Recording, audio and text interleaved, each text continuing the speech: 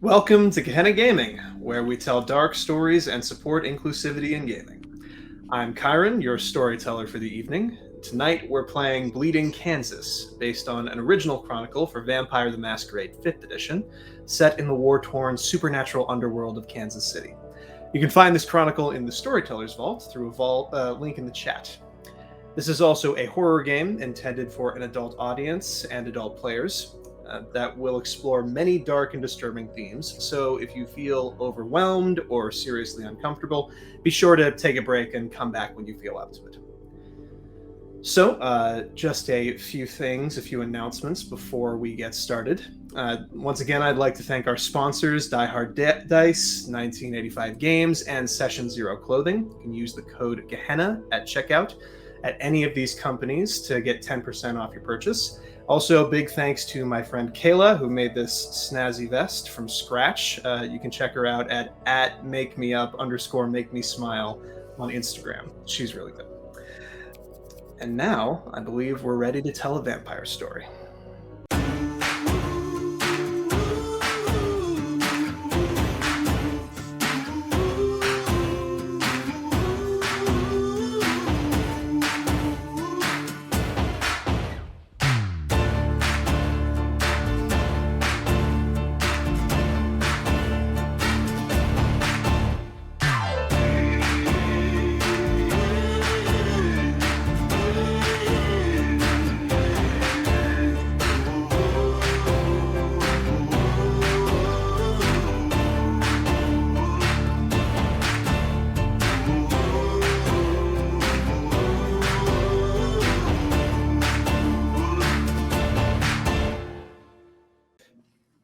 So it begins. Let's meet our vampires for the evening. Starting with Gideon.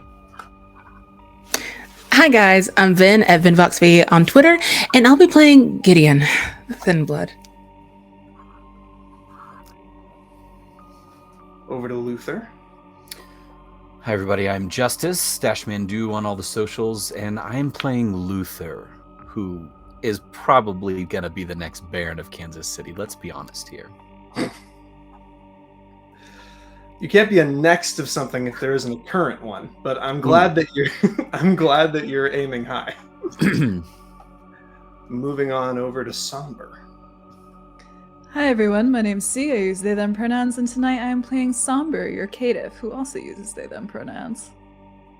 Magnifique. And then, last but not least, M. Hey, I'm Lynn, Gremlin Art on pretty much on the socials, and I am playing M, the Bruja. We both use she/her. Excellent. So, our coterie is held together through ambition and survival instinct. For their own reasons, none of them are fully welcome in kindred society. The life of an independent these nights is inevitably a risky one. Their riverboat casino, the Boss Callahan, can visit the many cities along the Kansas and Missouri rivers, but no port is welcoming for very long. During a stop in Lawrence, Kansas, this very night, a city that is sharply divided by Camarilla and Anarch interests, they found themselves in the middle of a conflict that could prove advantageous or disastrous. With Baron Tobias Niobe losing his grip on reality, his barony is being torn apart by infighting. After a gangrel border guard was accused of diablerizing the Camarilla seneschal, cross-border raids began, and they fell victim to one of these cross-border raids. While some are struggling to preserve the age-old treaties, the coterie has been approached by two powerful kindred that are eager to break them. The Thin Blood Baron, Yvonne Savoy, has offered them her favor if they open the door for a full Anarch takeover of Lawrence by eliminating the Camarilla agents on their way to arrest the gangrel Diablerist. And the Kansas City Camarilla's herald, Hector Soleil, has offered admission to both his city and the Camarilla if they will destroy or chase off the gangrel border guards and allow the Camarilla to take full control. So we now open on our coterie in a secluded corner of Tobias's court, scheming on how best to turn this situation to their advantage.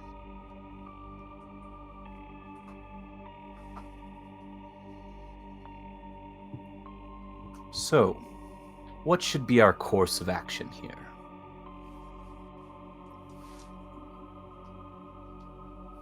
Well, I already told you what I want to do.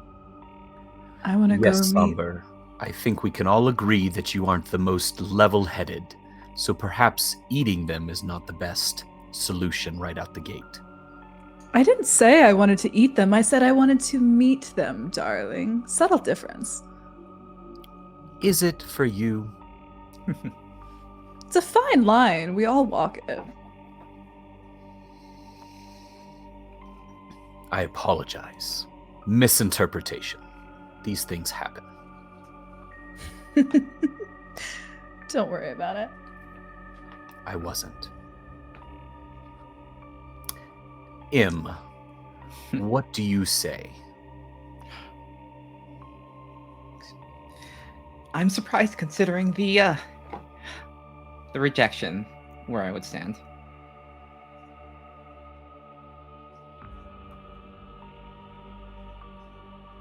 Gideon? My allegiance is quite clear, but since I'm in your stead, I will follow your lead, sir. Okay. As I see it, we have two different parties at play here, correct? Seems that way. If we were to warn the gangrel, perhaps, that there were interested parties coming, and at the same time tail said interested parties, perhaps there could be some mutually assured destruction here in which we rescue certain parties at an opportune time to gain the proper favor and get inside the proper doors.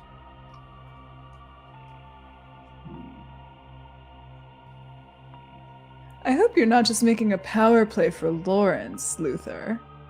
I think we should no. dream a little bit bigger.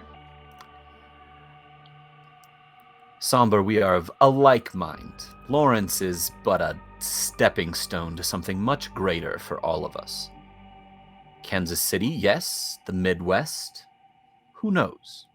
But this is step one. Big eyes, huh, for this? But Hungry bellies. Metaphorically, I hope. Of course. I love poems.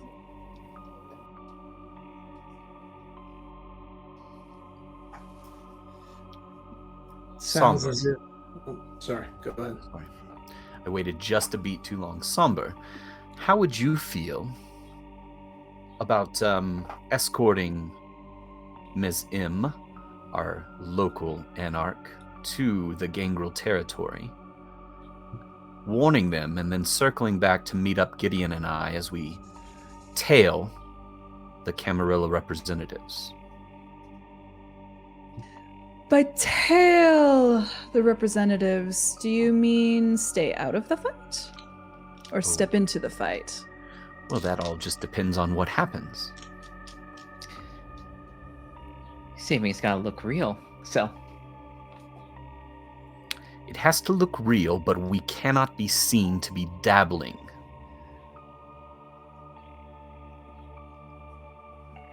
I have something that should be able to do the trick. I have no doubt. Im, are you comfortable with this course of action? As long as we have to cause them some pain. Oh, Game for it. most definitely. I'll even let you pick which one lives. Oh. Oh. Really? Really? Really? Ah. Thank you. I think I know which one. Very well. It sounds like you're going to attempt to thread a very delicate needle. I presume that means that Somber and M will now be leaving the court. Yes. All right. As the two of you leave, the man in the Italian suit that you noticed, the unknown entity, makes his way over, and he's looking right at Gideon, with every indication that he wants to speak with them.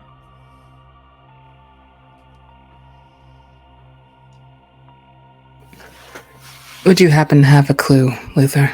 And they eye in that direction. Storyteller, might I have a clue?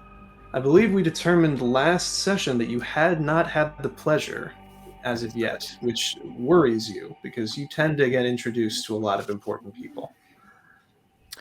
Unfortunately, I do not understand what that individual's role in this area is. I would appreciate it if we could rectify that lack of knowledge. Please, allow me. Right, well, if you don't make any indication that you are shirking his company, he's going to make his way over to the bar where you're currently standing. And he says, "It's a pleasure to make your acquaintance. I don't believe that we've been formally introduced, but I saw you hanging around with that caitiff, and I wanted to have a discussion, if that's possible." Of course, is this what this space is for? How can I help you? Oh, what can I call you for starters? Gideon, please. You got a last name, Gideon?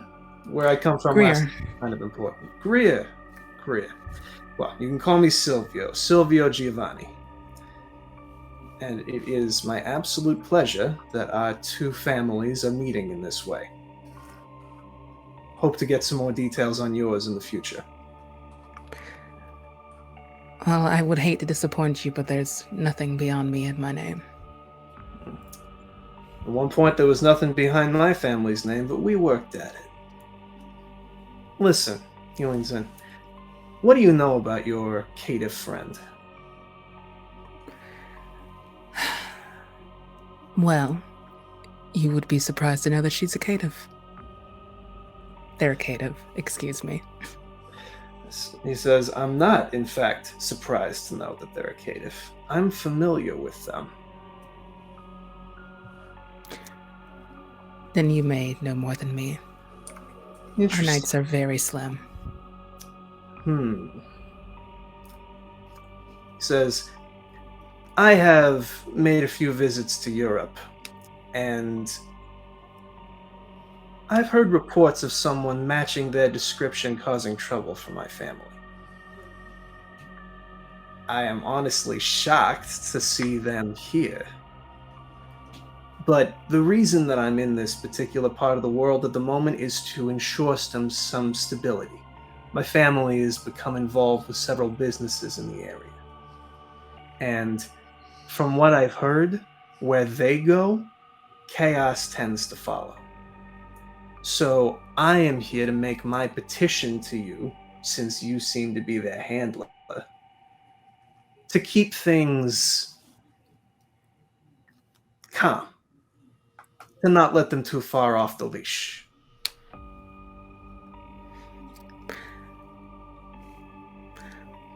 Analogies aside, I can promise that. You can or you can't. I can. It's a bold promise to make. You really don't know much about them, do you? I know enough. I appreciate someone who knows their own capabilities. If you're ever looking for alternative employment, he looks over at Luther, who's a few stools down, you can look me up in Kansas City. I'm currently staying with family over at Putinesca's Pizza. It's much more glamorous than it sounds. Trust me. I can imagine. It's a pleasure to make your acquaintance. The pleasure's all mine, sir. He stands up and strides away to go speak with Hector, by the looks of it. Cool. I'm gonna roll their eyes and slink back to Luther. How much of that conversation would Luther have been able to hear? Unless you've got enhanced senses, probably not much. Okay. He purposefully didn't seem to want to speak near where you were. Just determines how much internal seething Luther has at not being recognized. But, he can let this slight pass. Well, my friend, what did you find out? They're a nosy Giovanni wanting to know more about Somber. Asked me personally to keep them calm, which I do so already, to an extent. Did they say what their interests in this area are? Mostly them, but they are staying in Kansas City. Offered me employment. Well, he obviously doesn't know what strings come with that offer. Not at all. Not that I was interested to begin with. Oh, no, of course. You're loyal to a fault, right? And the thinnest smile. And a nod. Absolutely. Storyteller, do I know anything about the Giovanni family, now that we have a name to go with it? Yes, why don't you give me certainly an intelligence, and it could either be politics or occult, if you have either of those.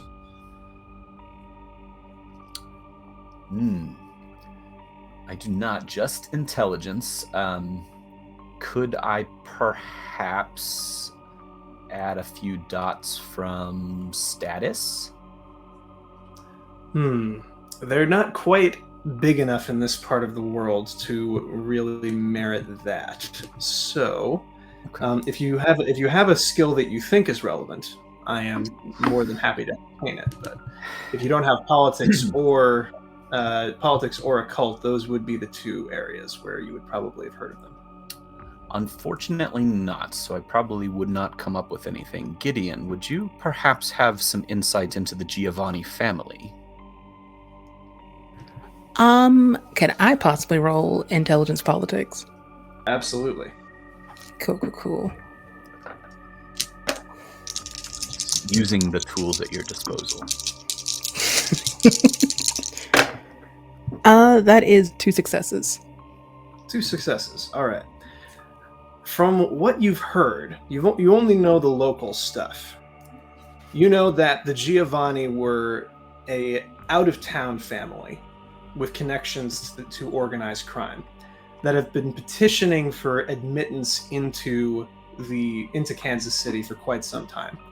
But every single time they petitioned, they came up against the sheriff, Christoph von Reisel, who has been ruling as the region of Kansas City since Alexander Madras disappeared. And he has never allowed them to have any formal presence in the city.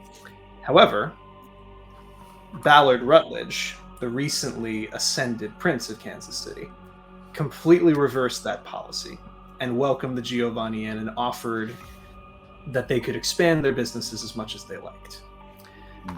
You don't know specifically what that business is, but you know that it butts up against the occult. And he relates that to Luther. Interesting. So there are more players at play here than we first thought. Is Pact still around? The keeper that is also Yes, a they venture, are. if I recall correctly? Yes, they are. At this point, they seem to be having a hushed conversation with Baron Yvonne. Doesn't look like it's going well.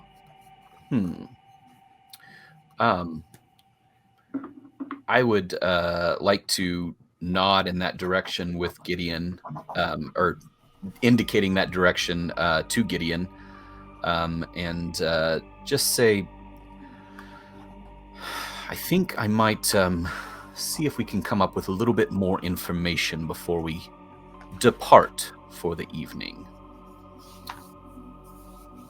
Would you mind keeping an eye on the sheriff, make sure that we know when they leave? Of course. Now, when you say the sheriff, are you referring to Hector, the herald? The Sheriff Morgan Parker and the Herald they're both going out? Yes. Correct? So Sheriff Morgan is not here at the court at the moment. Okay, Hector is. You have not encountered Sheriff Morgan as of yet. That is who I meant. All right. So keeping an eye on Hector, he does seem to be saying his goodbyes, Gideon. But given the nature of Camarilla goodbyes, it's probably going to take a while. So you think you've comfortably got at least an hour before he heads over to the graveyard. Because gifts have to be exchanged, hands need to be kissed, etc., etc., etc. So, meanwhile, Luther, you're going over to speak with Pax? I am, just to get one more last lay of the land and see if there's anything that we're missing. All right. You catch the tail end of their conversation with Baron Yvonne. With Baron Yvonne saying very tersely, the one who negotiated that fucking treaty is over there watching his ghouls gorge themselves on McDonald's instead of trying to preserve it. I think that treaty is about as useful to us as some spare toilet paper left on a bathroom floor. So why don't you get out of my face, Pax, and decide if you want to be part of the solution or continue the problem. And Baron Yvonne just pushes away from them. And Pax brushes the bangs out of their face in a very irritated way, tries to center themselves, and turns and sees you making your way over. And they say, I know that she's a thin blood, but I'm pretty sure that whoever tried to sire her was a Brua. Now. Certainly she can't be that bad. She's a get stuff done kind of kindred, which would be wonderful if the things that she was trying to get done included preserving the peace that has made this place such a profitable place for our clan. We've just managed to lock down Kansas City. I don't understand why people are creating problems here. It's in our nature. The constant scrabble, the constant rise for power, the constant contention. But you know who's king of all of it. They lean in and they say, well, I know that you work with Crawley, and I'm sure that he's just as invested in maintaining Ventru primacy in this area as I am. And I'm glad to know that you understand the score. I'm always here to help out a fellow clan member. Is there anything that I can do to assist you in maintaining the peace of this treaty and potentially taking a step up for the Ventru and maintaining our status here? Well, if you can talk some sense into Tobias, it might be useful. He is the one who's supposed to be keeping this treaty in place, and he won't talk to me. My dear friend, I don't know that anyone can talk anything into that skull. But I'd be more than willing to give it a shot. Would you perhaps have a way in for me? Look around, and they say, Magnus is the one holding everyone off. I can distract them using our unique shared talents. That should be enough to get him away from his father for long enough for you to get a word in. That would be most useful. Very well. Best of luck. And Pax, activating awe and immediately becoming the center of attention for everyone in the room, strides forward. You see that even Hector turns his head slightly to watch their confident stride over to Magnus, the one-armed guard standing in front of Tobias. And as they begin to engage Tobias in what must be a friendly conversation, you see Tobias's eyes sort of glass over. They're very lucky that this isn't one of those Elysiums that they like to hold, because otherwise such blatant use of disciplines would not be allowed. But this is merely court, and no one calls them on it. At least not yet. I'm going to first look around for Gideon to make sure that I at least have someone behind me watching my back, watching Hector. Gideon, are you standing by yourself? Have you placed yourself inside of a conversation circle while you're watching Hector? Are you standing near Hector? How are you planning on keeping that? They actually haven't left the bar, but once Oz activated, they do turn their attention to the circus to be, and just keeps a wary eye on Luther. Very well. They seem to have the situation as well in hand as it could be. So I make brief eye contact, and then proceed towards Tobias. Okay. As you make your way over to Tobias, he picks up another bag of the McDonald's that's stacked next to him, yanks out a few large fries, and just starts pouring them over his gluttonous ghouls. Pulls out 4 packages of ketchup, rips them off, dribbles them on a random portion, and you just hear him breathing extremely heavily as he's watching this. I'm going to step up and, with my best court etiquette, give the appropriate depth of bow to the Baron, and attempt to gain his attention. Manipulation plus etiquette seems very much in the cards. That one I got.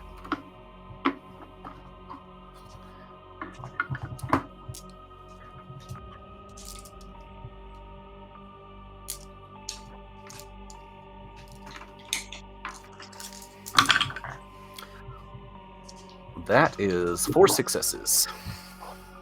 Okay. Despite his considerable dice pool, you beat him. So, something about the extremely by-the-books method that you make your approach seems to awaken something in his mind. And he jerks his grotesque face over towards you, his extremely long fangs grating along the wood of the ground of the floor as he turns his head towards you. He looks you up and down and says, "Yes! What? What is it? What? My dear Baron, I'm simply paying my respects, as I am new to this town." I granted you your feeding rights, Vigoni. I thought that was the last I was going to have to see of you. It's bad enough that I have to deal with one blue blood in my court. My lord, I thank you so much for the feeding rights in this area. It has been most useful, and I hope that our services that we have rendered for you in return have also been mutually beneficial. I just wanted to draw your attention to the cauldron that is bubbling within your court right now. Have you noticed the contention? Of course I have. You think I know they all have knives behind their fangs?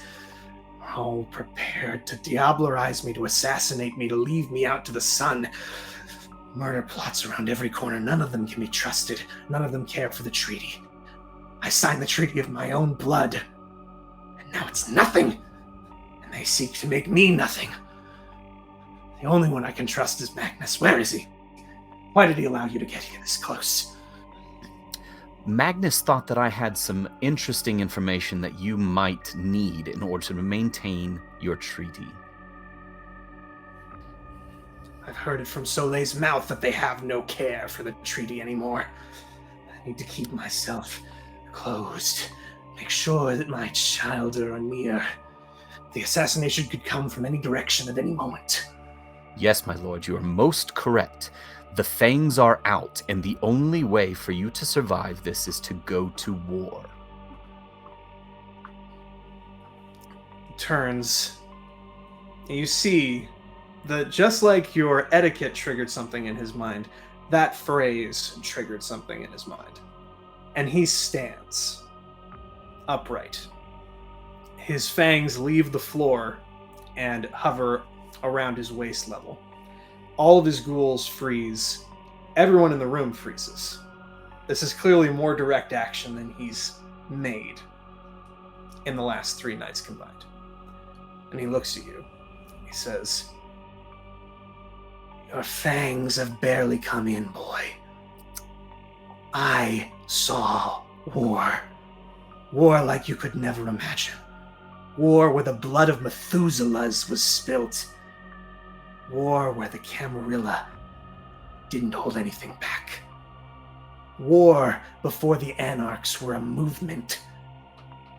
War when the Anarchs was a way of life, when it was survival. You can't imagine how many of our kind met the final death. You can't imagine how many mortals fell beside us. The blood that was spilt would glut Cain himself for a year. I will not allow that to happen again. Never. Not while the blood of my sire continues to flow through me. Not while I can sire another kindred. You blue bloods are all the same. Ancient traditions, but memories as thick as a wafer.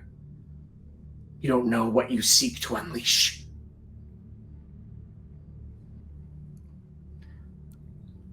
Luther, recognizing that he's in a dangerous area, raises his hands in complacency, or not complacency, but in an attempt to calm the situation, and he lowers his head. He says, "My lord, I meant not going to war, but stopping war. In order to stop the bloodshed that is about to come, you need to take action." What action would you have me take?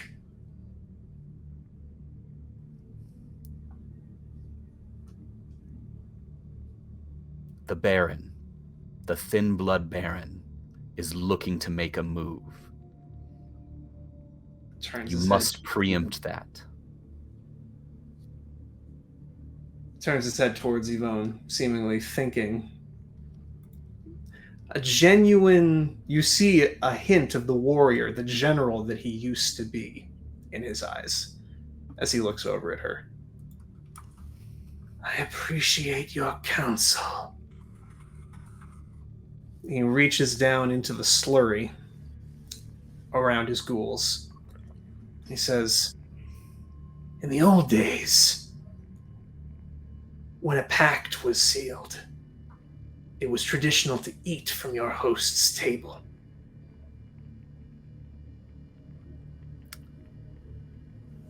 I don't need to tell you just how repulsive this is to you as a Ventru. Needs must.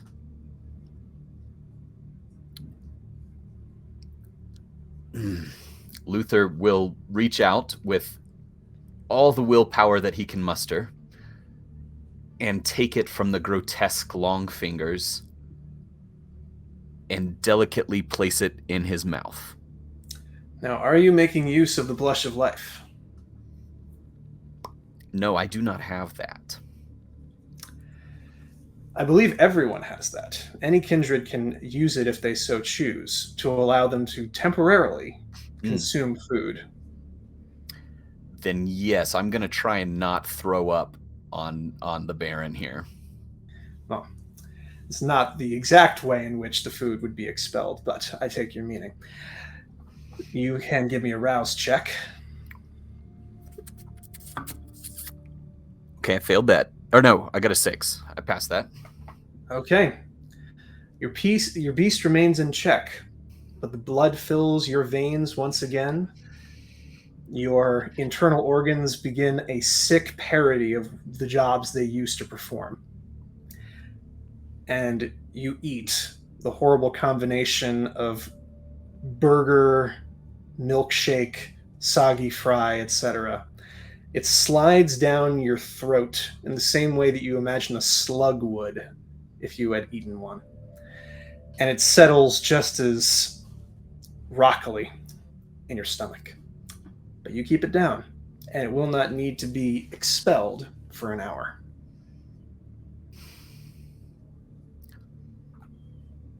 Then our pact is sealed, my lord. Your counsel is taken under advisement. You may go.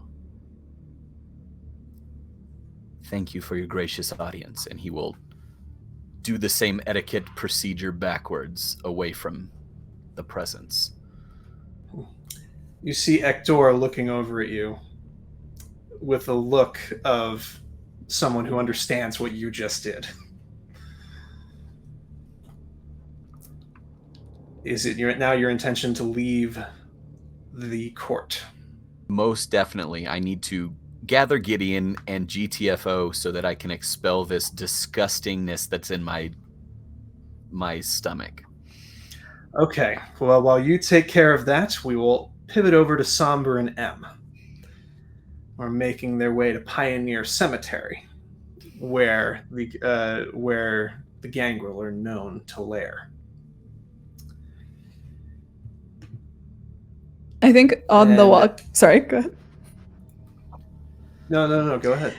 I think Somber is walking with all of the enthusiasm as a kid going to the fair for the first time. They're like skipping forward a little ways, like hopping into a puddle once, running ahead, and then like kind of waiting for M to catch up. Like smiling, like giddy all the way. They're very excited about this. I see you're excited as I am getting out of there. I couldn't stand one more minute of everyone trying to put on their nice little face as they really wanted to stab each other really, really hard. You know, I think it would just make a lot more sense if we did all stab each other. One good stab for everyone. It would make everyone a lot happier, I think. Oh, I think so too. I think that needs to happen, actually. And what we're doing, it's going to help. You know, I do think we make a rather good team. I think so too. On that note, I wonder what's happening back there. The other two. Oh, Scheming trouble, behind our backs, trouble. possibly. Paradise, I'm sure. Oh, glad handing and all that stuff. I don't really understand any of it myself. Although it does feel familiar.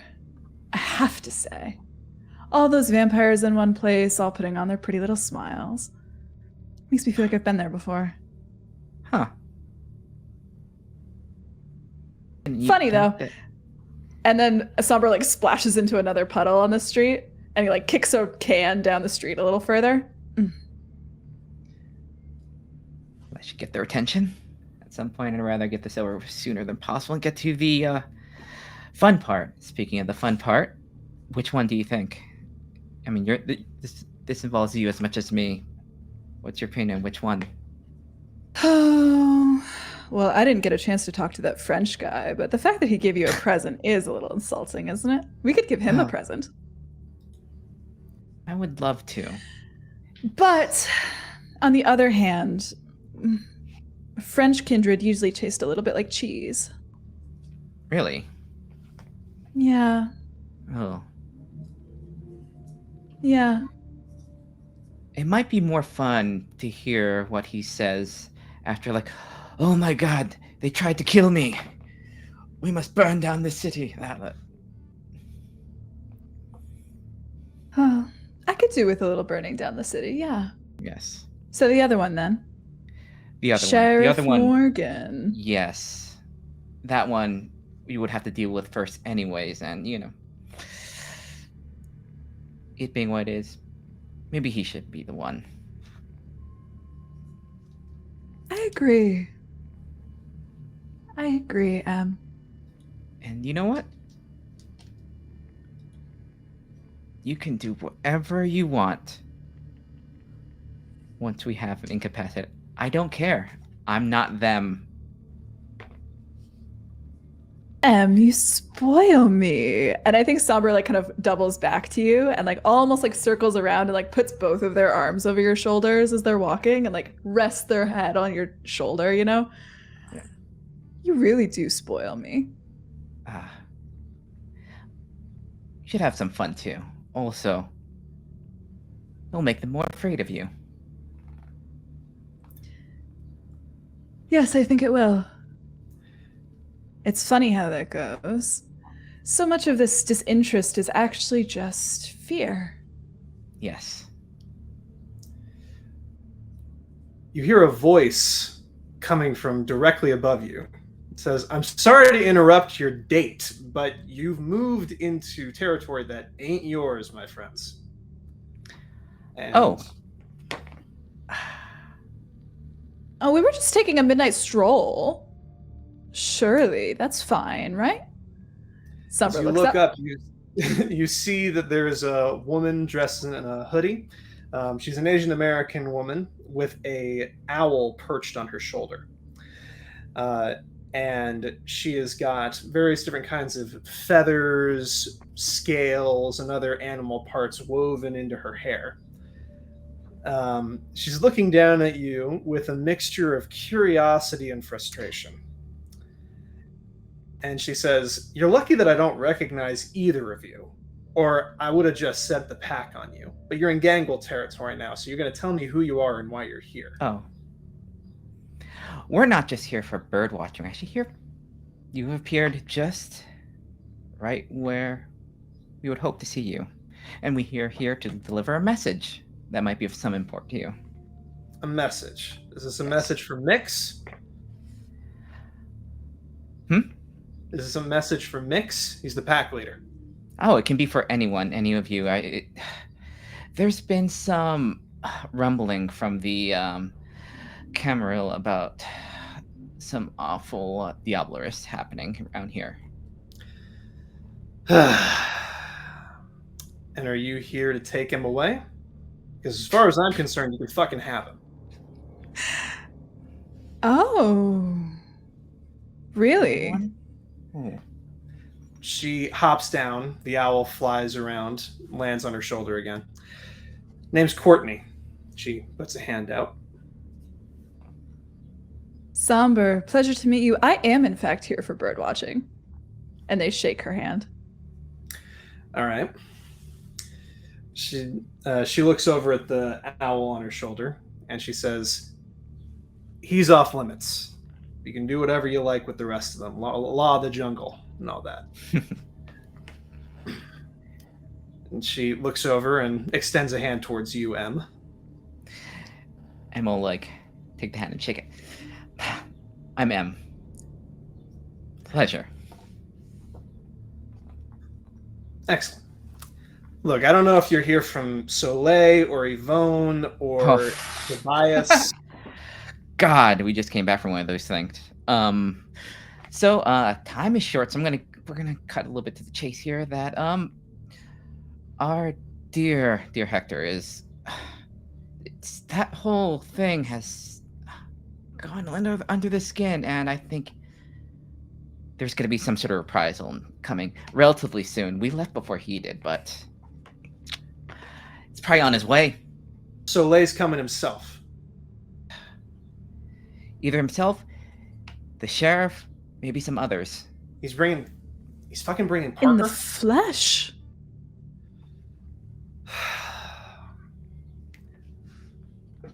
And why are you here then? Just at the goodness of your heart? Like I said, we're taking a midnight stroll. And I personally have a vested interest in meeting this pack member of yours. What, the one who did Fellow the fight? artisan. Artisan? Wait. You've done something like that too? No, I would never. Just an interested party. She looks you up and down. Corey's the one who did it. Corey's the one that's putting all of us at risk. And Corey is the one that Mix is protecting against his own better judgment. Against his better judgment. Well, people hardly ever do that except for love, maybe? What is it? Mix's heart is in the right place. The only reason a pack works is because we protect each other. But along with that comes the assumption that you're not going to put everybody else at risk. And Corey did exactly that. So I'm not being shy about telling Mix that I think he's being fucking stupid. But I also can't take him in a fight. And pack rules are not friendly to those who can't do that. So if you want to talk to him, be my guest. I'll bring you to him. Maybe he'll listen to you. But I need to know that you're not going to try anything funny. Funny? No, I'm very serious. Somber. I mean, absolutely not. This is your territory, and honestly, I've been more in common with you all than everybody in the gathering that came from, especially Hector. When you say I've got more in common with you all, she looks over at you and she says, I didn't recognize your accent until just now. LA? Close enough, but good When with did you- accents. When did you get out? A little over a year ago, year and a half. I left just a little bit before that. I thought Oh, safe here. you too. Yeah, glorious revolution and all that. And Yeah. It's turned out a lot of people ended up dying. Yes. Glorious revolution for what exactly? Barons everywhere. Yeah. And we're here. Yeah, I left right after some guy's house got firebombed. I wasn't there for that. I was not going to stick around. I'm sorry if you thought this place was going to be calmer. That's what I thought, but apparently not. Anyway, follow me. I'll take you into the cemetery and make sure that nobody tries to stake you before you get to mix. That's very kind of you. Why don't you join our midnight stroll? Can hardly wait. Chill. And Go. I think on the way to, as Courtney is leading us, Somber will kind of lean over to M and be like, what is in LA? What happened there? Everyone keeps talking about it. Oh, the Anarch Free States. It's like this, but a lot of more people like me, or people that say they are. No, Cameron? Just anarchs? Supposedly some sort of, like, paradise for people that want to get the Ivory Tower, but it ended up Carthage. being... Huh? Oh, yes, Carthage. But it ended up mostly being just anarch in name, similar power structure. People like us at the bottom, still at the bottom. So I left. I think it's still standing, some pieces of it anyways. Interesting. Very interesting. If this doesn't work out, it's a good place to go. It's fun. Better night scene. I still believe in your powers. I'm sure you'll find some little ditty somewhere soon. Yes. All right, shut up. We're almost there. And you see, as you arrive at Pioneer Cemetery, the whole area is surrounded by a hedge. So you can't see into it unless you go through the gates. Some of Lawrence's most prominent founders are buried here, and it also sits directly in the shadow of the towers of Kansas University, the center of Camarilla power in Lawrence. It doesn't, for someone who's run in anarch circles for as long as you have, M, this is a pretty obvious fuck you to the Camarilla. You're guessing that they couldn't resist the temptation of setting up their haven within sight of the Camarilla's palace, so to speak. As you make your way in, you see shadowy figures making their way along the hedges and the surrounding trees, all of them keeping their eyes on you. Some of them, like you, Somber, clearly have claws coming out of their fingers to aid in climbing. Some of them are just racing along the ground, ducking between various headstones. Standing towards the center of all this, you see a Hispanic man with a mustache. He's not wearing a shirt, and he's leaning up against a motorcycle. His rippling muscles are covered in tattoos, and he's standing directly next to a large mausoleum, white stone mausoleum. It's the only place in the entire area that's still got an overhead light active. And there's a backhoe directly behind that seems to have been left after it was in the middle of digging some new graves. Courtney raises up her hand, The owl flies off it and just starts circling around, keeping an eye on things. And she says, Mix! Got some outsiders here who have a warning for you. I told them that they were wasting their time, but they wanted to speak with you. With that, she turns and she makes her way over to a nearby tree and leans up against it to watch. Mix looks over at the two of you. He's got a very hard glare in his eyes. And he says, Courtney seems not to have grasped this whole border guard thing. But I'll waste you in 2 seconds if I think you're wasting my time or you're here as a spy. So you go ahead and talk. And know that I am counting every syllable.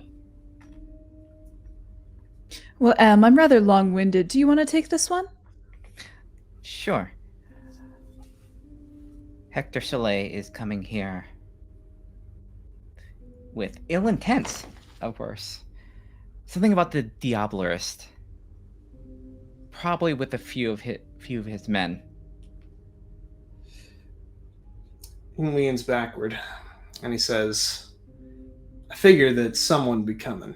I didn't think that he'd have the balls to come himself. Corey is right there in the mausoleum.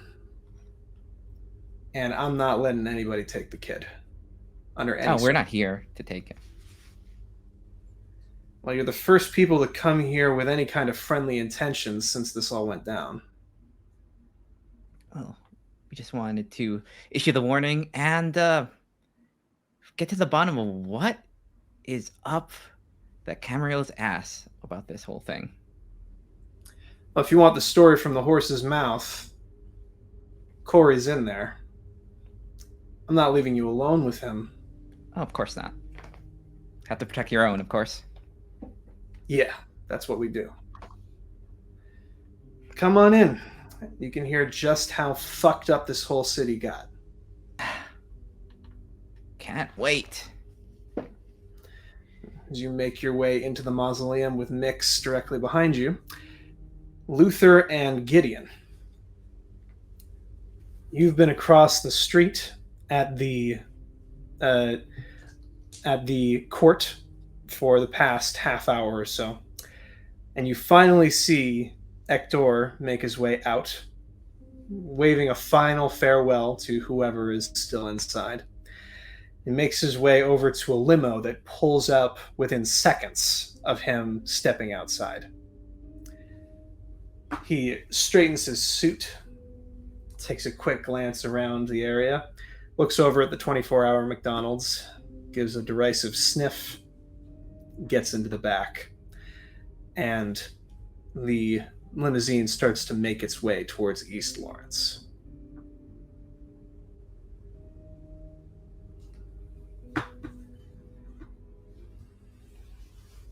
You're muted, Luther. And by then, soon as No, go ahead, Gideon. all right, they just join as soon as Victor.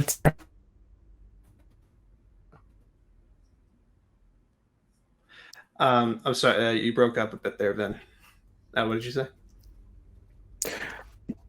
Oh no, all I said is that they join Luther like soon as Hector starts to leave. Perfect. What's the plan, Luther?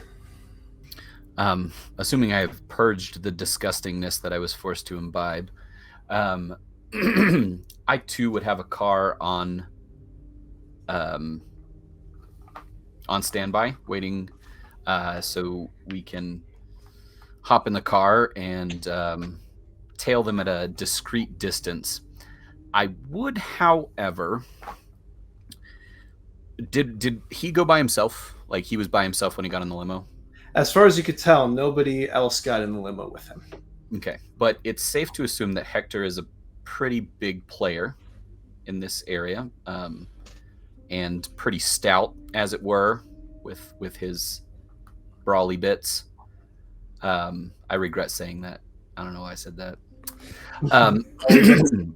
No, that's going to stick around. Brawly bits. We know he's going to the cemetery, so we don't have to follow him too closely, correct? You do know that that is where he aims to go after this. He told you as much. Would I know, or would Gideon know of a place nearby that might have some of the folks that jumped us, some of the fledglings that might have jumped us when we first came to Lawrence, something along those lines? A gathering place for Camarilla fledglings? Yeah, that we might know about. Interesting. If you know where the Camarilla fledglings hang around. Okay, let's see. Big money, no whammies. One success. One success. All right. All you're really able to determine is the center of Camarilla power is the University of Kansas. So if you were to go there, and it is right on the border, in fact, it's right across the street from where Pioneer Cemetery is. So if you were to go there, that's probably the highest concentration of Camarilla people you're going to find. In terms of out-of-the-way hangouts where you'd find a bunch of radicalized Camarilla fledglings, you don't have enough understanding of Lawrence to be sure about that. And it once again reminds you how frustrating it is that you don't have a dedicated home, that you're just constantly bouncing between different cities on board the Boss Callahan. I will direct our driver towards that area and see what we can pick up. Towards the University of Kansas. Okay. Yeah. My goal here, Storyteller, would be to find a couple young Cam that might be susceptible to some coercion into going to help Hector, because he's walking into a trap that he doesn't know about. So obviously, I'm going to warn them. I see. And if I could possibly pull one aside to give a special mission, then that would also be motivation for me. All right. Well, in that case, I'm going to need so are you doing all of this searching from the car, or are you going to drive to just by the University of Kansas, get out of the car and look? What's the plan here?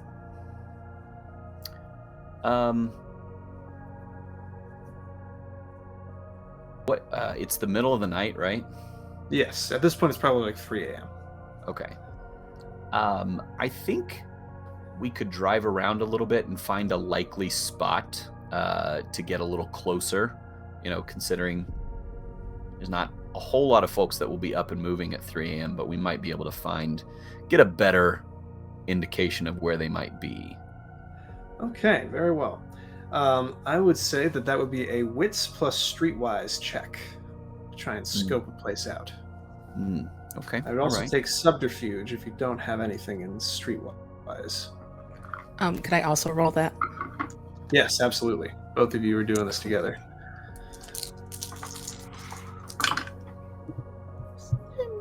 That's 2 successes. That is 3 successes. Okay. Gideon, you actually get out of the car several times to check in with local contacts to try and build a better map of the city. And it sounds like there are, as fledglings are wont to do, they've gathered around several centers of where mortals are not going to be sleeping much. And so the fraternity houses at the University of Kansas are probably your best bet.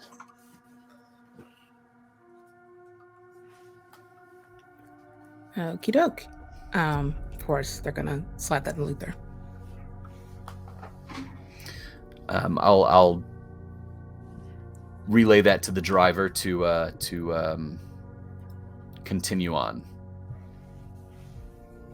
All right, absolutely. They continue on, and eventually you cross into Camarilla territory, albeit very, very close to the border, and you make it to Frat Row.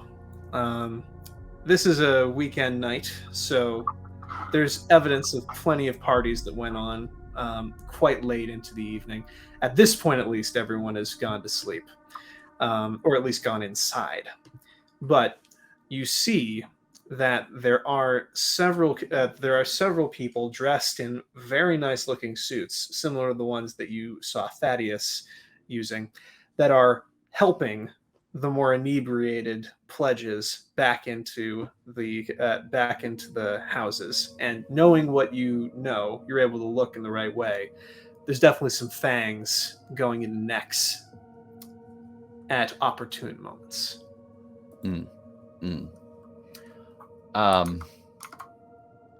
will direct the driver to get as close as they can and step out of the vehicle and motion for Gideon to follow me. My muscle, right. as it were. So you are walking up completely openly. Yeah. No, Luther doesn't sneak. Look. Naturally. All right, you make your way up, and as you're approaching, you see someone turns their head towards you to see who's coming up the lane. And someone, and they're shouting out, like, "There's no alcohol on the lawn, okay? It's fine." And then you lock eyes with them, and you realize it's the guy with the red hair and the ponytail that almost shot you full of incendiary rounds earlier tonight. And he says, "Oh, shit." That is where we are going to take a quick break. So we will see you all in just a moment. Thank you again to all of our sponsors. Y'all can check in the chat for all of the necessary links. Don't go away.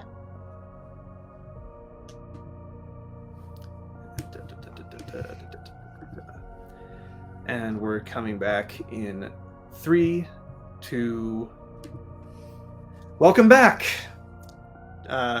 Just a quick reminder to everybody that this is a adult game with adult themes. So if you needed to step away for a moment, welcome back. And if you need to step away for a moment, don't worry about it.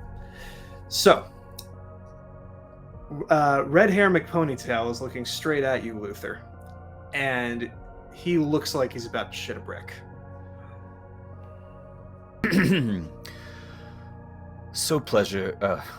So nice to see you again. You're not allowed to be here, man. This is, I mean, I know that we might have been overstepping earlier, but this is definitely my feeding territory. Gideon, did you hear that? We're not allowed to be here. My goodness, I am completely shocked. My first question would be, who's going to stop me? You? He looks over at a few other people, and you realize that very nice suit and a ponytail seems to be a kind of uniform for whatever coterie he belongs to here. And there are 3 other members of this group that sort of stand up.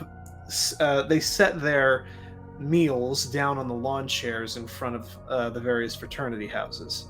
And they're all eyeing you with a great deal of concern.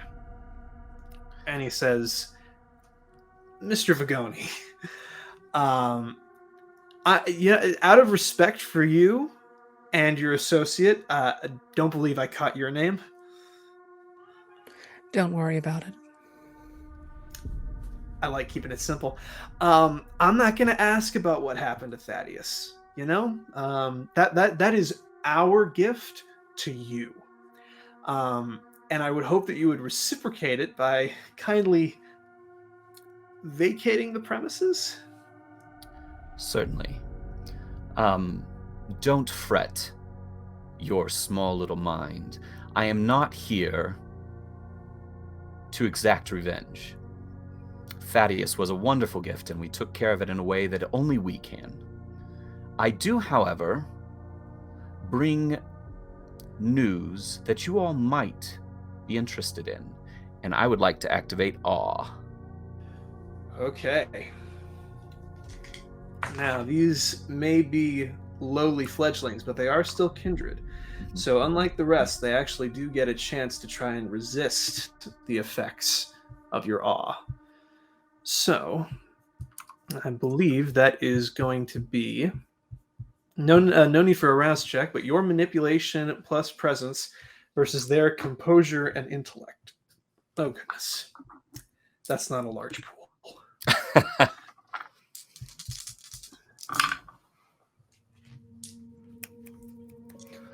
How do you do crits? Oh, Yes, let's go.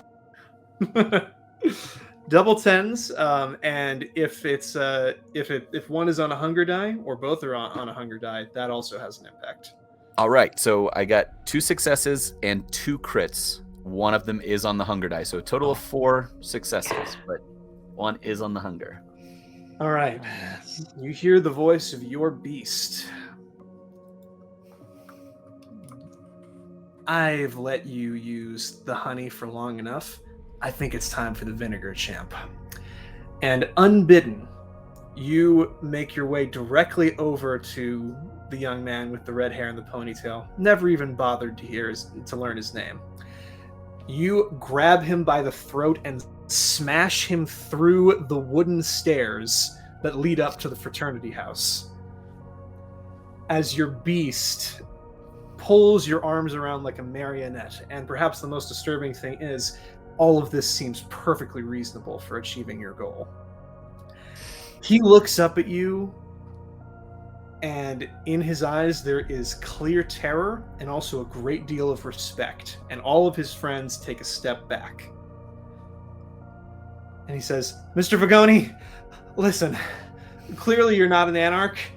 You've got plenty of backbone, and we respect that, and we are more than happy to listen to whatever it is you have to say. And if you're so inclined, you can help yourself to our herd. Most of them are right in the frat house, and they're all very amenable." He doesn't deign to respond to that. I'm going to give you the opportunity of an undead lifetime tonight, and I expect 100% cooperation. If we can get to 110%, we'll get there. Most excellent. The sheriff and the herald are stepping into an ambush, and you have the opportunity to save them and gain a little bit of, how shall we say, status within your hierarchy. Harold, you're talking about Hector? He says, still technically underneath the porch of his fraternity house, doing his best to have a dignified conversation with you. The very one. If he's in trouble. He looks over at the rest of them, and he says, "Listen, we're ready to help if he's in trouble. He's the first one who's come here in years that's talking any kind of sense." Wonderful. He is going to arrest the Diablerist in the cemetery. Hell yeah, I told you guys he was going to do it. Oh, sorry, I didn't mean to interrupt you. The gangrels have been alerted to his presence. He is walking into a trap and he doesn't know it. He waits a few more seconds to make sure that you're finished talking. He says, "If they're not going to let him arrest the Diablerist, that means 100% justified, ready to go." Wonderful. Then go. Yeah. All right. Come on, everybody.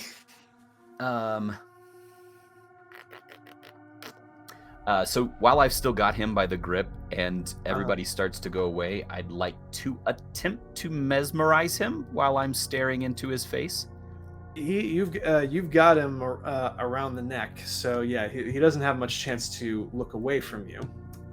So I believe for mesmerism, do you have what that is going to be in front of you? Yep, it's manipulation plus dominate. Here we are.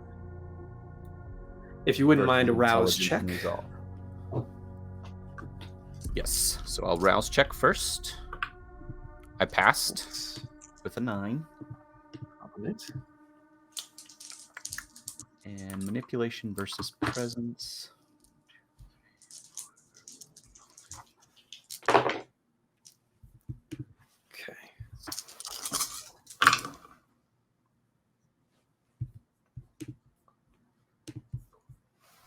4 successes. All right, that beats his 1 success. He stares up into your eyes, and he doesn't look away for even a moment.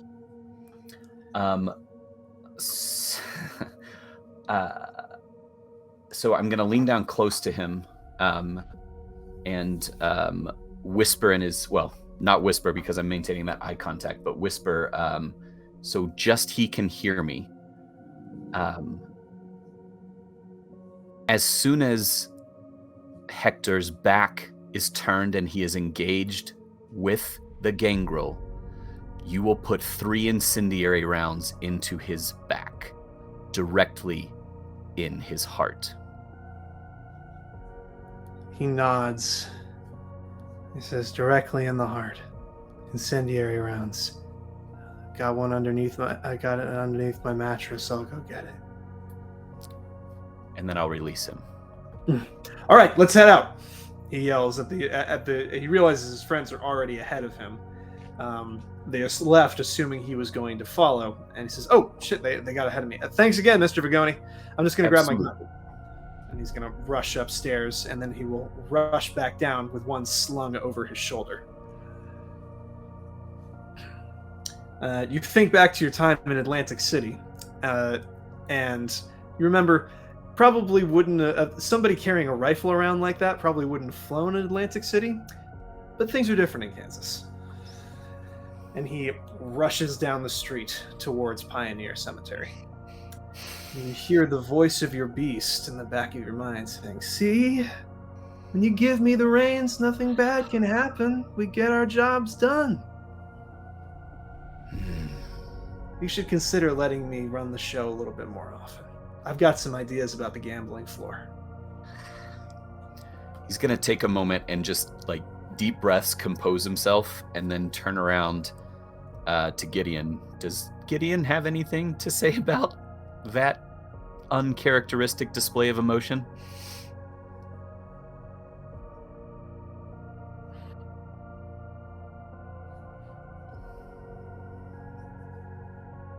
Give the nod and proceed back to the car. All right, so you're heading for Pioneer Cemetery. From a distance. We'll keep right, our well, distance. Pioneer Cemetery is the place to be tonight. We'll pivot back over to Somber and M. As you're brought inside of the mausoleum, Mix is standing behind you. He takes up the whole door as he's watching you have this conversation.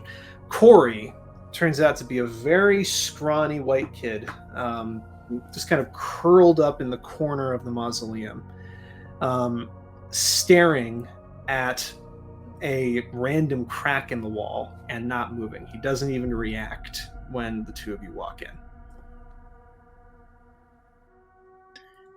Hello, darling. He looks over, turns his eyes, and he sees you, and he squints for a second, and then his eyes go wide, and he says, "You're like me." You could taste it in the air, can't you? I wouldn't have been able to tell before, but she's in my head now, and she told me. She can see it, and I can't get her. She is she? Oh, they're there, darling. And Somber like creeps right over. I think as soon as we get into the room, their demeanor shifts a little bit, like they're a fucking panther now. And they are almost like circling this kid once and like getting kind of low next to him. Tell me about her. What does her voice sound like? I could hear her coming up from behind me. You hear a low growl from the entranceway, and M, you can see that Mix's mouth has extended into that of a wolf's snout as he snarls. She better not try. They better not try anything. You hear me? No, of course not. Just trying to find some common ground. That's all. I imagine from that it was pretty traumatic. So they were just being friendly. Yeah, you Corey, want me to fix him or not? If you can get him to start acting like his life is in danger, then yeah, I'll appreciate it. And he's still saying this through the snout of a wolf. He says, but if you try anything, I'm going to stake you, and I'll do what he did, but I'll enjoy it.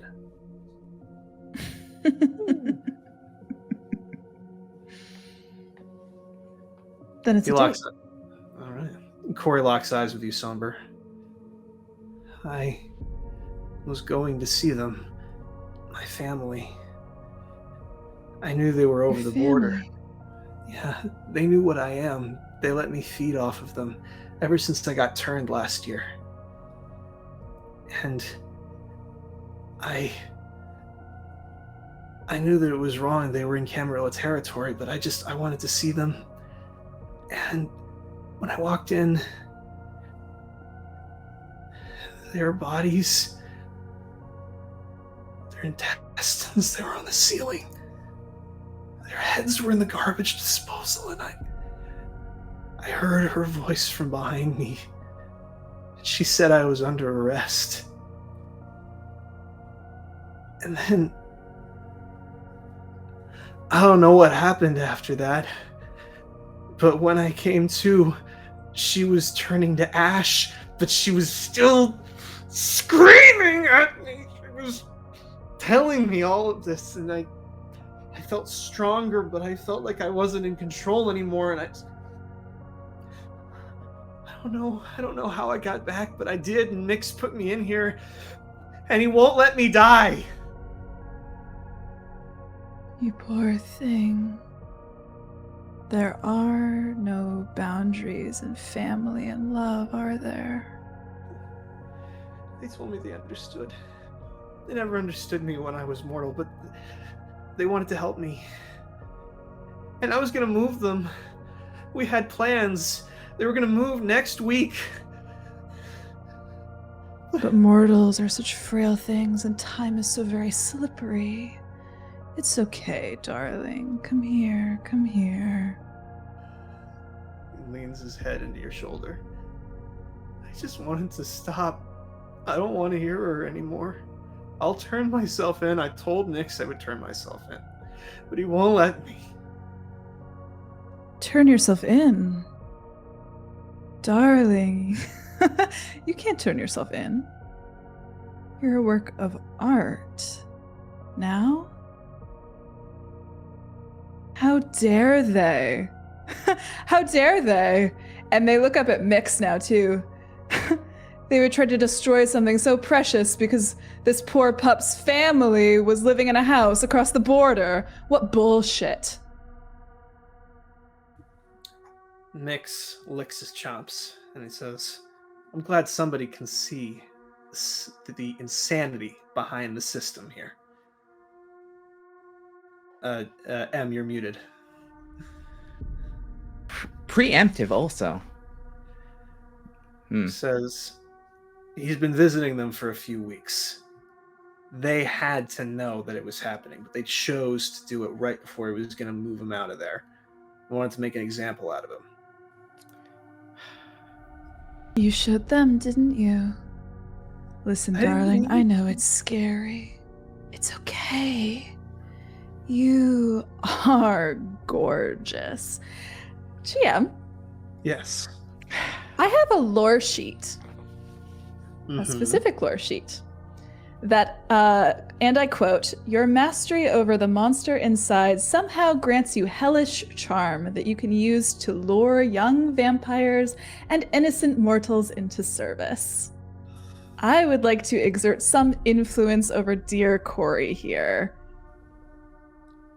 Awesome. I'm going to say that that's going to be a charisma plus... Do you have any marks in occult by any chance? I do not. All right.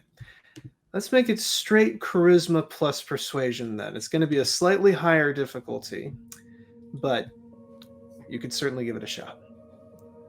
Okay. If I have some pips in this lore sheet, do I add those as dice as well? Yes, you can add that. Well, actually, This is... no, I don't believe that you would add those pips. It just gives you Okay. the ability to do it, doesn't enhance it. So Good to know. persuasion plus charisma.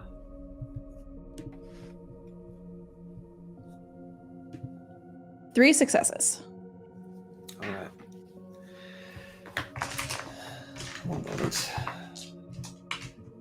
You're not exactly rolling against Corey in this situation, so.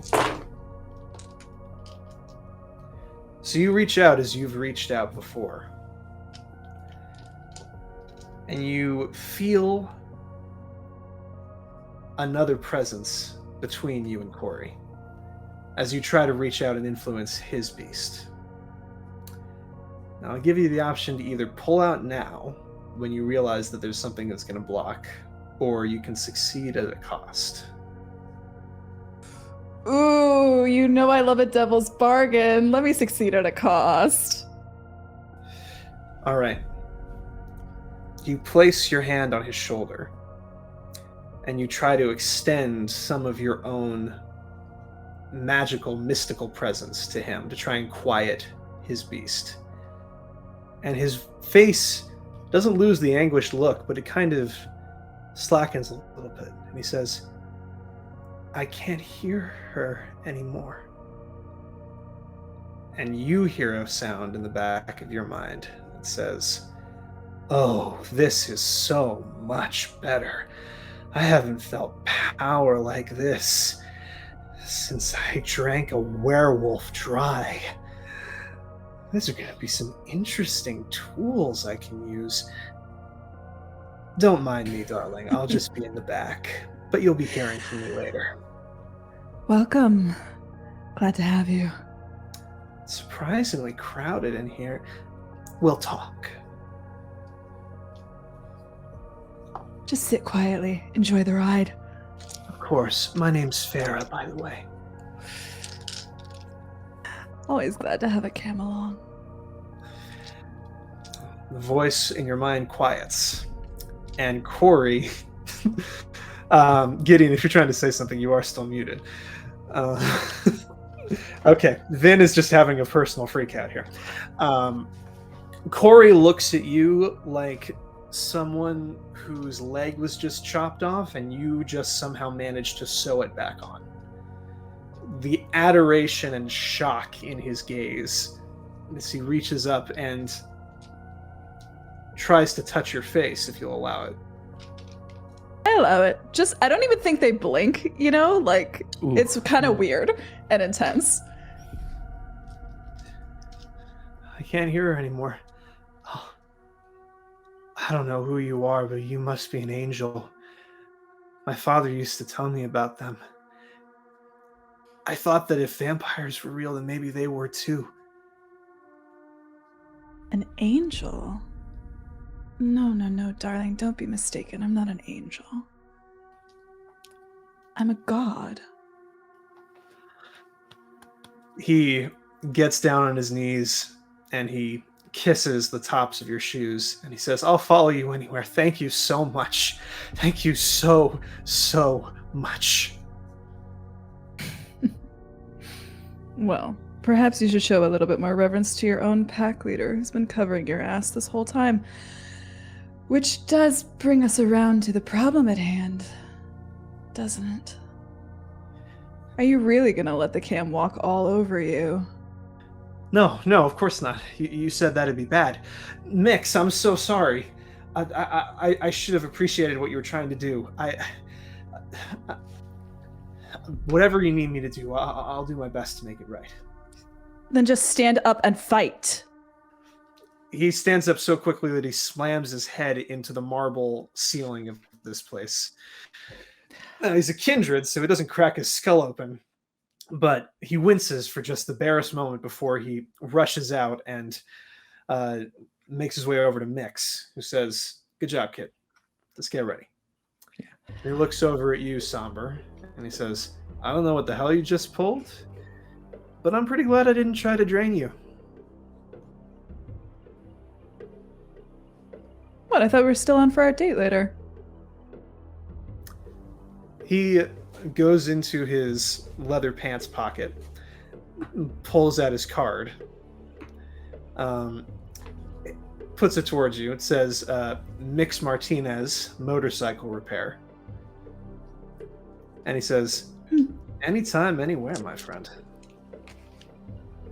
Somber just smiles, tucks it right into their, like, right behind where there should be a pocket square, but there's not because they're so bad at wearing nice clothes. He says, look, this is our fight. We got the kid up and at him now. I don't know how you want to play this going forward. I'm still not sure why you did what you did. Well, I mean, we don't want to see the cam have more... They're willing to come here. They're willing to encroach further, so... Well, we're ready to fight. You do whatever you feel inclined to do. But I can promise you they're not going to get the kid. Not as long as I'm here. Well, we'll certainly help you. I have no desire to see our new friend who has improved, right, to be taken and most assuredly be killed. I still don't know how it happened. I mean, he looks over at Somber. You know how it all works. 99 times out of 100, she should have torn him to pieces. And even if he managed to drink her dry, there shouldn't have been any of him left. He just got really, really lucky. Lucky? Perhaps he is an angel. Well, I'm not going to get mixed up in any of that. Anyway, thank you again. And he's going to make his way over to rally his troops. Courtney looks frustrated, but she falls in line behind him. Somber and M, what do you intend to do here? I think M will put her armor on Somber if they'll let her. Good job. Thank you. Just came right back. You certainly have a way with him. Anything else? No, I don't think so. I mean, I am a little hungry for a bloodbath. Oh, I think there'll be more than enough. I think if we play our cards right here, we have an in with them, and, we can be friends, all of us. I like being friends. This camp blood will be a good start to it, I think. All right. So do you intend to stay in Pioneer Cemetery and openly fight with the gangrel, or are you disappearing into the shadows? We'd hate to be more of a pain in the ass to Luther, so maybe a little subtlety. If she'll put up her hood and her, she has, she's used to this stuff. She has, a face mask and stuff like that. Loud but subtle. All right. Watch So the two of this. you- And Somber kind of cracks their neck. I'm just having fun here, storyteller. I'm just being a menace of the night here. You're good. And I'm going to use my Protean discipline's shape change, as I think Somber just kind of launches forward a little bit, and they turn into a panther, an actual fucking panther. Their whole body just kind of shifts, the fur kind of sprouts out of their face, the long fangs come down, these bright yellow eyes. Kind of massive, I think, really big cat. Just where Somber was standing, they kind of slink into the shadow and then out, and they're an entire cat. All right. Well, that's definitely going to be a rouse check. So go ahead and roll me a 1 die to see if you get hungrier. Ooh, I do not actually. All right. Won that time. You keep the multitude of voices in your head quiet for now. And between M's mask and hood and your panther form, you are not recognizable as the somber and M that you were moments ago. And you join the ranks of the gangrels. There's about 10 of them in the pack. And they're getting ready to repulse those that are coming to arrest Corey. I think a little bit before we start, she's gonna go to M's gonna go to Courtney and just this is over. She'll take out a card out of her pocket for the venue. It's Boss Callahan? Yeah, it's we have some hellishly good shows here. And I'd love to see you. We can talk about what a shithole home was, what a shithole here is. Nice to see another transplant. She takes it and she says, if I don't die, I'll be there. Can't wait. Tucks it away. So, Luther and Gideon, once again pivoting to the two of you. You picked up Ektor's trail right at the edge of the cemetery. The woman who's striding along beside him is a good deal taller than he is. She's got an odd combination of clothing. She's got a blue Civil War duster jacket on, but she's also wearing a beanie and torn jeans. And she is carrying 2 pistols, one in each hand. And she looks over at Ektor and she says, I don't appreciate that it's gotten to this, but even I have my limits. So let's go in there and get the kid. Now I'm going to need a roll from both of you, because you're trying to tail 2 elders without getting noticed. So I know that you said that Luther doesn't sneak, but Luther is going to have to sneak. This is going to be dexterity plus stealth.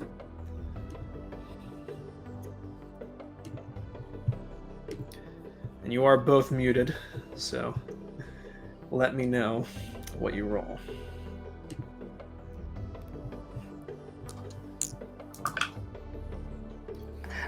Two successes. 2 successes. I rolled 2 dice, got 2 successes. One is a crit, and the only 2 dice I'm rolling are my hunger dice. I don't know if that matters. It does not matter unless you got double 10s, because that would make it a crit. All right, well, let's see how this goes.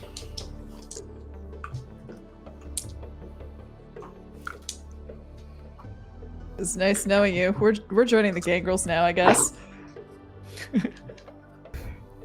I mean, I guess. Morgan actually does not notice you. Let's see if Ektor does.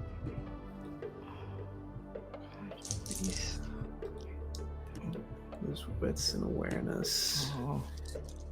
All right. He has the same dice pool as she does. Oh. Yeah, he knows you're there. Oh. So, as Morgan makes her way towards the hedge, Hector pulls up short, and he says, "Pardon me, madame. I will be right with you." And he turns on his heel and strides towards the car that the 2 of you are sheltering behind. And he says, "I do not know who is behind there, but I will have you know that I can be behind that car faster than you can draw your guns. So it would be more profitable for all of us if you would simply reveal yourselves, so I do not have to get the sheriff involved." No. Now, I'll stand up. Hector, we have no guns. We're simply here to make sure that you don't need a helping hand. I'll be honest. Monsieur Vergoni, the fast food, the crouching behind the cows. I was given to believe that you were a man of taste, a man of class. I must count myself disappointed. If you wish to speak, you can come directly to me. I hoped that I made that clear. May I be frank with you? Please. I was simply hoping that there might be an opportunity for me to swoop in and save your life potentially, and perhaps curry some favor. I'm not saying that you need it, but I was just looking for an opportunity. Please forgive me and my overambition. You are young, so young. And so I will pardon you. And you may find some redemption if you are willing to accompany me and the sheriff into the cemetery so that we can do the good work of the Camarilla. Has Gideon stood up at this point? Yeah, they rose when Luther started talking. Nothing would please me more than to ride into battle with you.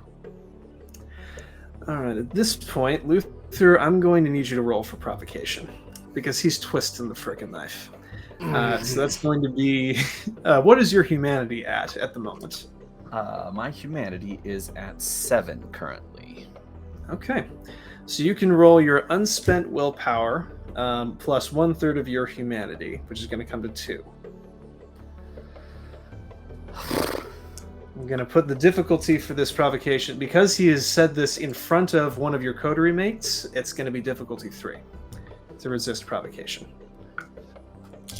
I do roll hunger dice with this as well? No, this would not include your hunger dice.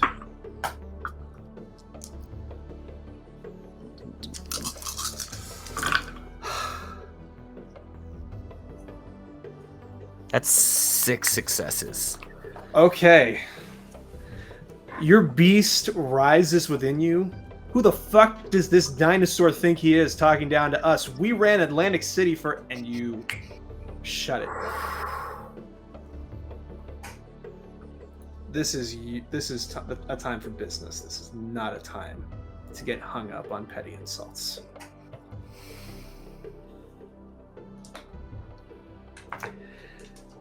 Gideon, are you accepting Ektor's invitation to walk alongside him? Oh, of course. There's no reason to say no. All right. This is exactly where I did not want to be. So the two of you openly walk right next to Ektor. Morgan turns her head. She says, "Who are these two?" He says, "Volunteers. Seeking to curry favor with the Camarilla. As long as you don't get in my way, I don't much care why you're here. Come on." She strides forward, adjusting her jacket. Ektor pats you both on the back paternally and indicates that you should go in front of him.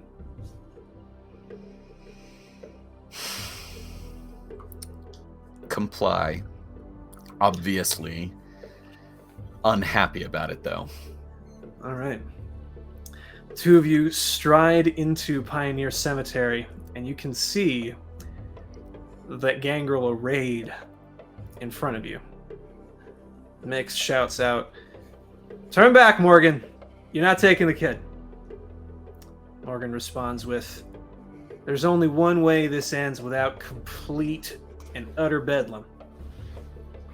And that's if we arrest the kid and bring him to trial. If that don't happen, I can't be held responsible for what the Camarilla is going to do." Well, you're already being held responsible for what they did for the kid's fucking family. So, we're not giving any more. We are done bowing to you in the name of this fucking treaty. And I'm about sick of Tobias's bullshit anyway. Maybe I'll be Baron after this is done. Who fucking knows? So if you're feeling brave, you and Frenchie and the Beard are free to do something about it. He looks over at Gideon, raises an eyebrow, and he says, "You of all people I would have thought would have been on our side."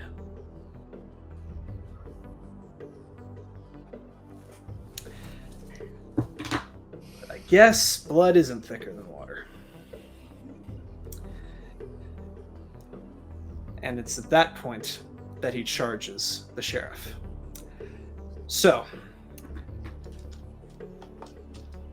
in Vampire, there's a system called 3 rounds and out. We're going to establish three things that have to be resolved. But for that, I need to know exactly what your intention is as a coterie here. And if you can make the rolls, you can complete your intention. Yes, Somber. Somber, immediately, their intention is to faster than any other of the gangrel, pounce on either Gideon or Luther and just like pretend to attack them so that none of the gangrel actually attack them. You know what I mean? So they don't actually get hurt. To like take out Gideon, so to speak. That's going to be the first thing that they do. Luther comes afterwards. Luther can. So you're lunging at Gideon. Gideon, you would obviously see this coming. Is your intent to let it happen, or do you have your own plans? I'm going to assume that they know that's Somber as the Panther, and they're going to take the brute force of the attack, quote unquote. Right. Luther and M, what are the two of you aiming for here?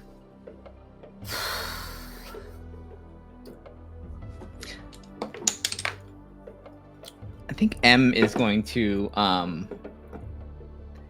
let Nick take the first couple shots, but I think she's going to want to use a little bit of distraction to get on the sheriff. Okay. So you're going to try and sneak up on the sheriff and jump her. Luther, what are you planning to do? Boy, this is not where Luther wants to be. He doesn't got no brawly bits. That's not his thing. But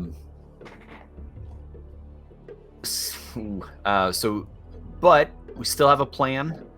One, definitely getting as far away from Hector in the line of fire as he can.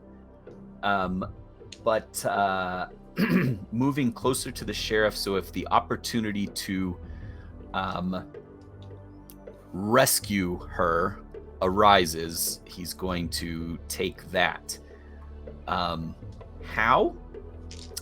He doesn't really know, but mostly he's just trying to get out of the way without looking like he's getting out of the way. You know? Okay, so Luther, I'm going to need dexterity plus subterfuge. Gideon and Somber, I'm going to need performance plus strength. And M, I'm going to need stealth plus dexterity. So y'all can make What those happens rolls. if I don't have a pip in anything? Well, you definitely have a pip in strength. Not in performance. Not in performance. Do I just not have a... Yeah, it's just going to be straight up your strength. How good can you fake this attack without making it real? 1 for Luther. All right. 2 for Somber. 1 for Gideon. And 3 for M. All right, so M is the only one who, no prices about it, gets what she's aiming to do. You manage to duck and weave through the savage attacks that the gangrels are launching at Morgan, and you get to a point where you're halfway hidden inside a freshly dug grave, and you know that you've got an open shot to her. At first, you thought that this was a bit of a stupid plan on Hector and Morgan's part, thinking they could take on an entire gangrel pack by themselves, but now you're seeing the value of the age of their blood. Mm-hmm. Morgan is taking on 5 different gangrels at once with her supernatural strength, throwing them into the sky, pummeling them into the ground, kicking them through headstones, and she hasn't had a blow landed on her yet. You're not a sheriff for nothing. Gideon and Somber. This can either be the most obvious fake attack in the history of obvious fake attacks, or Somber can accidentally deal damage to Gideon. Yeah, I'll take that. That's what the fortitude is for, baby. All right. Well, Somber, give me a... Go ahead and give me an attack roll in your Panther form, which I believe... Sorry, let me open up to the stats for that. Yes. I did not anticipate that we would need these, but I'm not... You know what? I didn't either. I maybe should have known. Hell yeah. Good. All right. Hell yeah. I'm going to say that this is... All right. So, looks like your dice pools are going to be... for your... it's just going to be a 7 dice pool. You got it. Your physical attacks. Is 4 successes. Okay, so that's 4 superficial damage to you, Gideon. I think as Somber like pounces on Gideon, just like completely knocking them over, they're like, I think they went to go like almost lick Gideon's face, but their claws kind of like, just like almost like instinctively just like kind of on their face and on their cheek a little bit. And they kind of scramble over their body with their claws. I apologize. Luther, you were trying to bob and weave in a secretive way without taking any damage to make your way over to Sheriff Morgan. You don't manage to do that. This whole place is a kill zone, and you're going to take some of that damage. You're going to take 4 points of superficial damage in your quest to make it over to her. So you get in position, but you get pummeled by the gangrel on your way over there. Can you remind me how we designate that on our character sheet? Yes, so superficial damage, you have that as a kindred, so you would only take 2 of that 4 damage. And because it's superficial damage, you just do a quick dash through the health box rather than doing an X. Okay. Once you fully fill up your health tracker with superficial damage, that's when it starts becoming aggravated damage and you fully X out those health trackers. Beautiful. So, that's the first round concluded. At the beginning of the second round is when the reinforcements show up. The Camarilla fledglings start throwing themselves into the fray.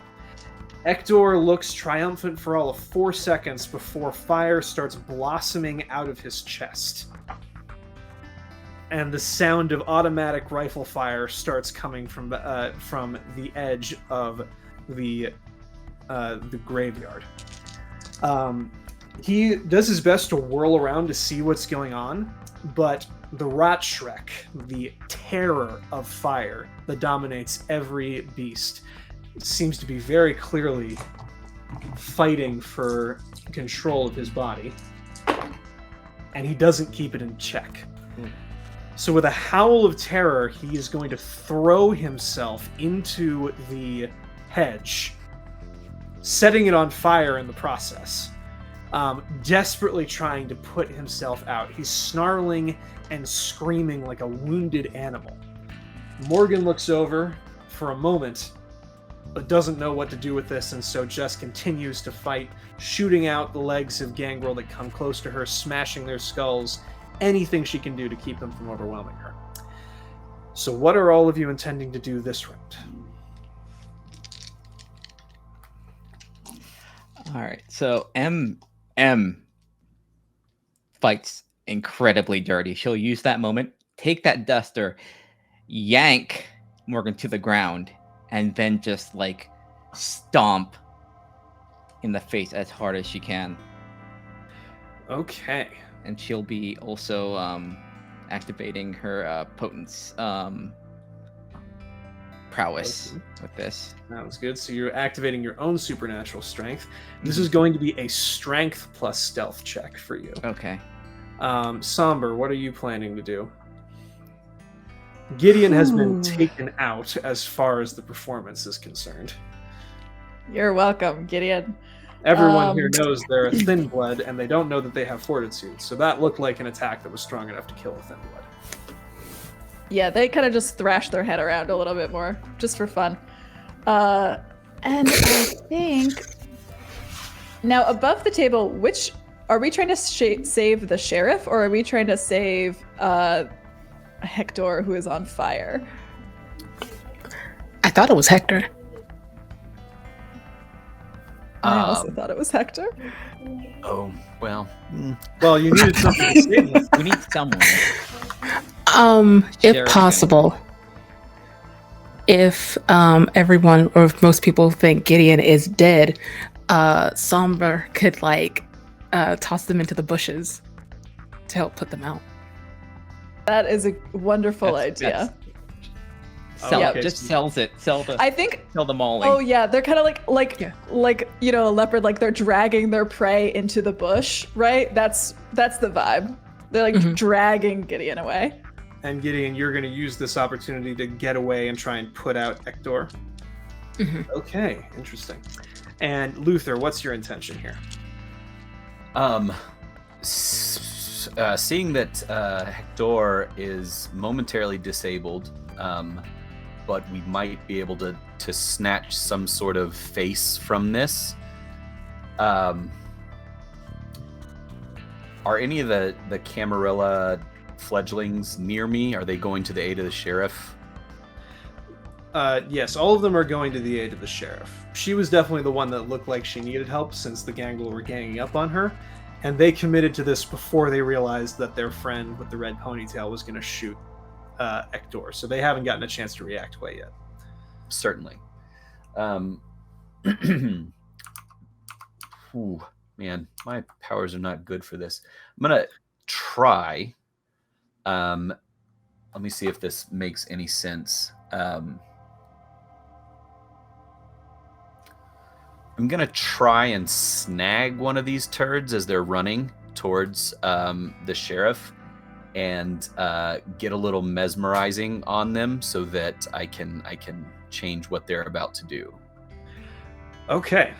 That's going to be strength plus brawl for you to try and grab hold of them. I know that you're great at that. Why do I keep choosing things I'm terrible at? Okay. Gideon, it's going to be a straight... basically, this is going to be your attempt to resist your own beast. So your willpower plus 1/3 of your humanity is the roll that you're going to do. And Somber, since you're just dragging Gideon in, I'm not going to make you roll for that. Once Gideon is in, I think Somber would go for the red-haired kid who shot them up earlier, just because they're a little vindictive. Gotcha. All right, well, in that case, you can give me another roll of 7 dice in your panther form. Okay, M, what did you get? Oh wait, I also failed my rouse check, so I have hunger. Okay, feel the hunger rising within you. Yeah, so 3 7. from Somber. Okay.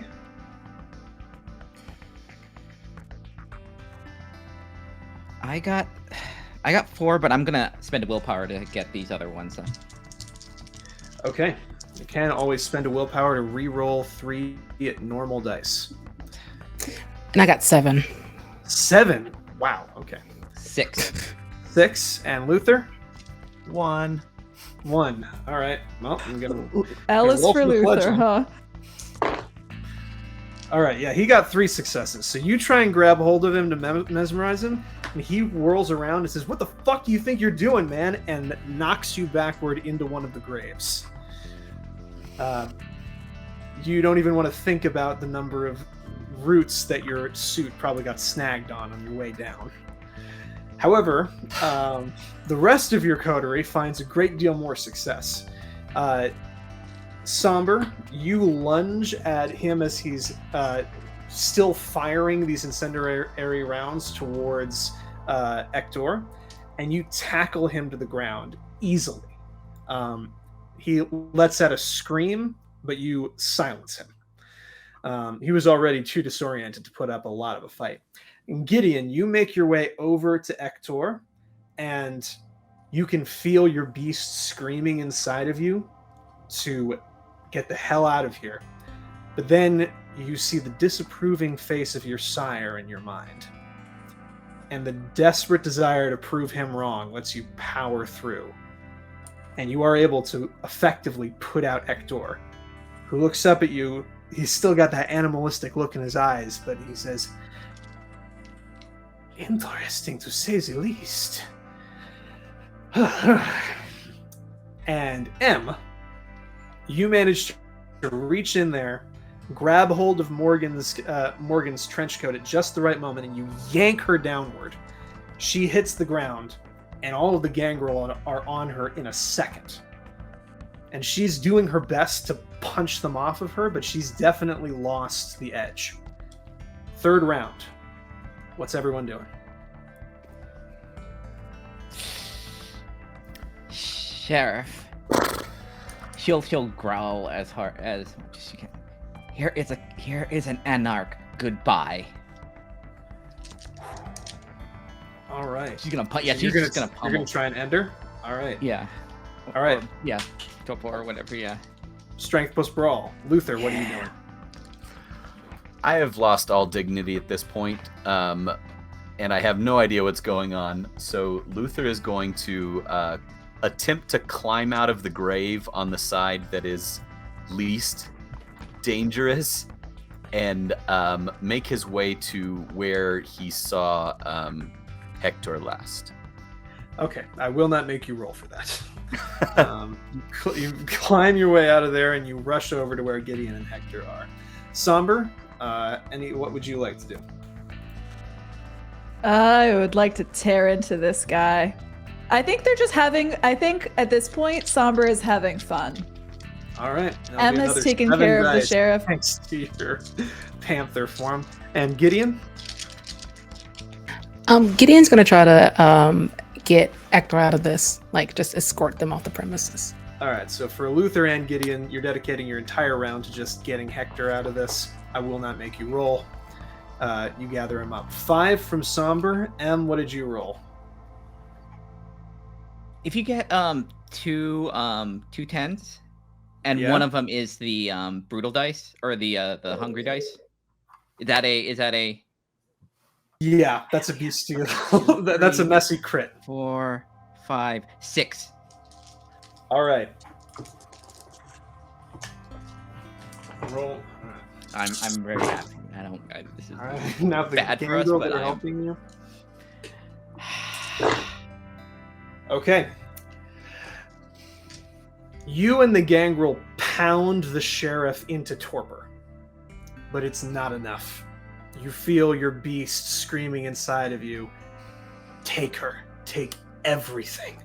It can only make you stronger. You've seen what Somber can do. Imagine what her power would be for you. And you're going to try and Diablerize the sheriff. Mm-mm. Because there's not enough Diablerie going on in this game quite yet.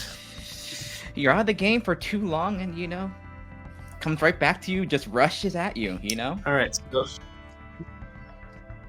Somber, you have completely destroyed this young man. He's gone. So very quickly, I need you to give me a Strength plus Resolve test, M, as you initiate the Diablerie. You're muted. Okay, Strength plus Resolve. Strength plus Resolve. Okay. Yep.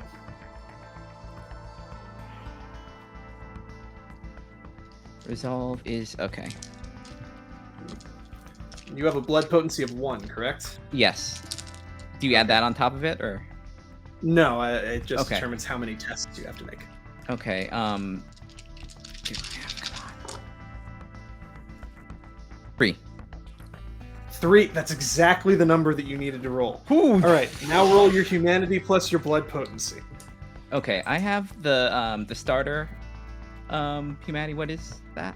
How many dice? 7. Okay, and you have to roll that many dice?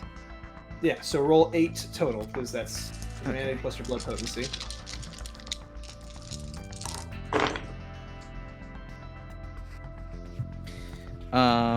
I have I have a crit, so that's 3.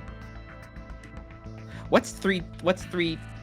Is having 3 10s something, or is it just if You have 3 10s? Yeah. No. Every 2 10s is a crit. Okay, every But 2. how Okay, many- so 2 is that- counts as 4.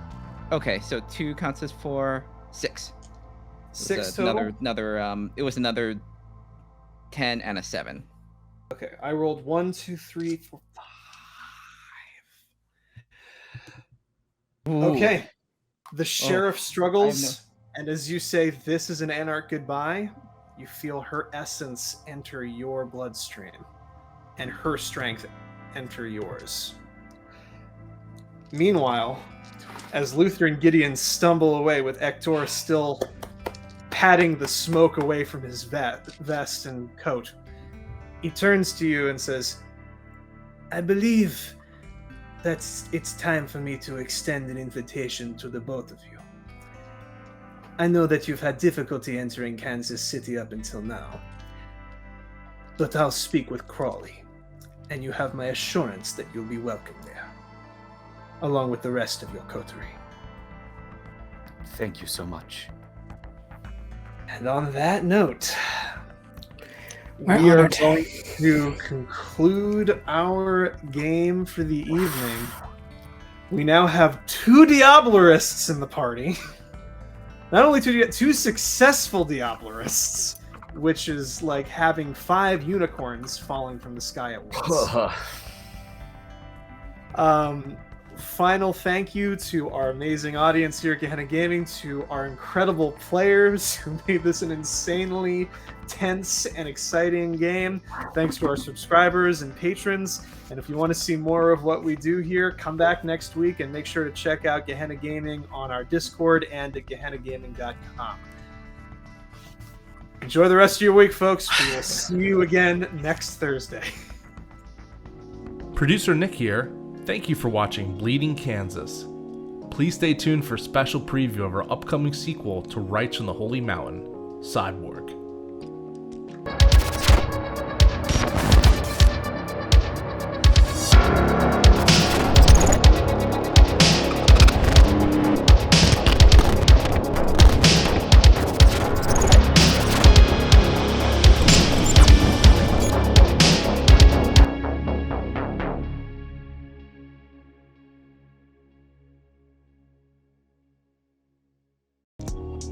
If you want to check out the source material, you can head to DriveThruRPG to pick up Bleeding Kansas from our very own Storyteller Kyran. Link in the description below.